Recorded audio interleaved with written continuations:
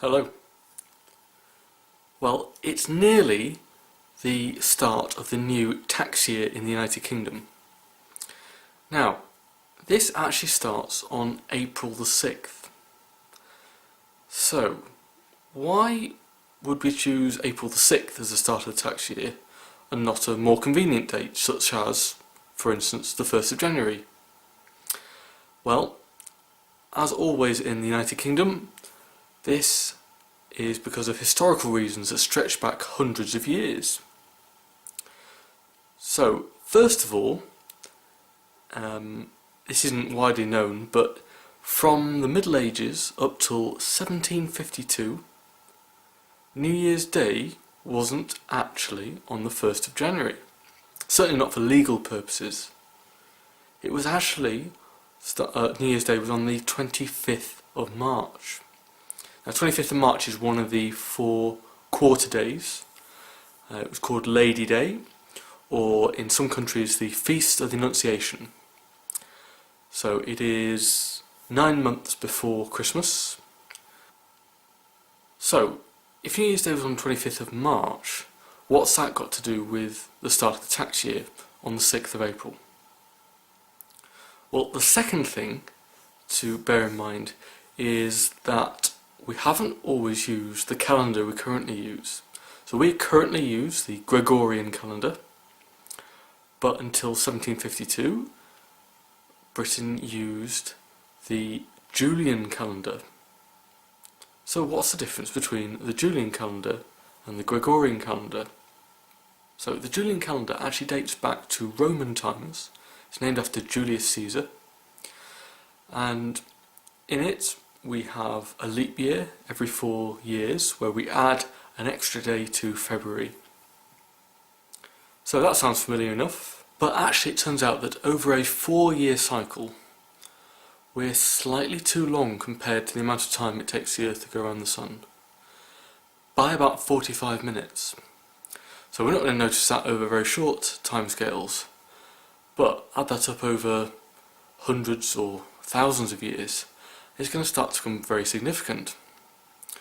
So for instance, after 100 years, 25 cycles, we've actually gained about 18 or 19 hours, and over 400 years we've actually gained 3 whole days on the calendar.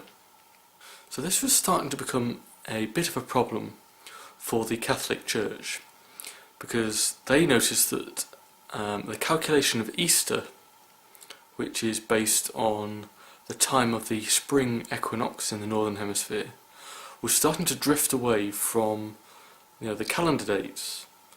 So nowadays we know that the spring equinox, the vernal equinox, occurs roughly on the 20th or 21st of March. But by the 15th century, it was occurring as early as maybe the 11th or 12th of March. So it's starting to drift away from the calendar, and this was causing problems with the calculation of Easter. So the Gregorian calendar was introduced in the 16th century.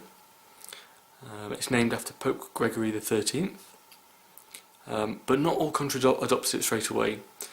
Britain adopted it only in 1752. So in the Gregorian calendar it was decided that 3 leap years were going to be dropped from every 400 years. So these were chosen to be the round number years.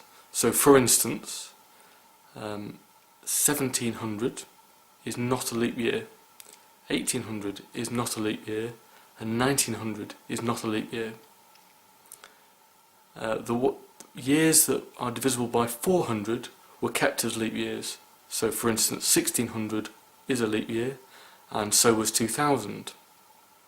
And the next 100 year, 2100, is not going to be a leap year.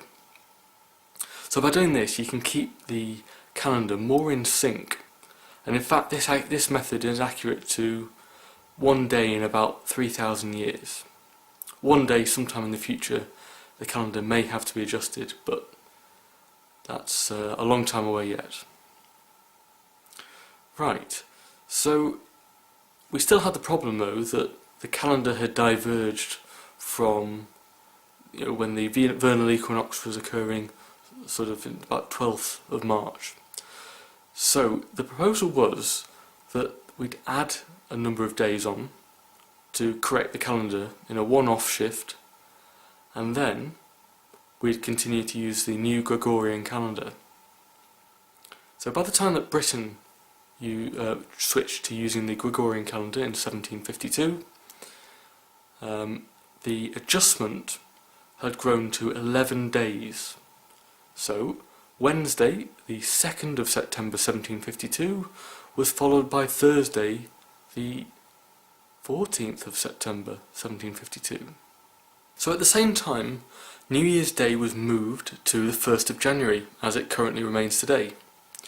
However, the taxman, rather than lose out on nearly 3 months' worth of tax payments, kept the tax year as starting on what was the 25th of March, which, when you add 11 days on, becomes the 5th of April.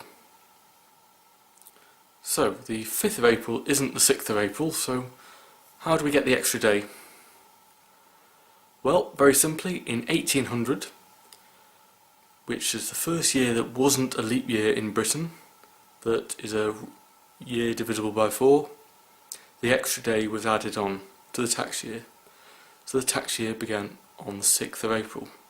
Now in 1900, which was also not a leap year, in theory another day should have been added on to the tax year. However, it wasn't, and to this day the tax year starts on the 6th of April. So there you have it.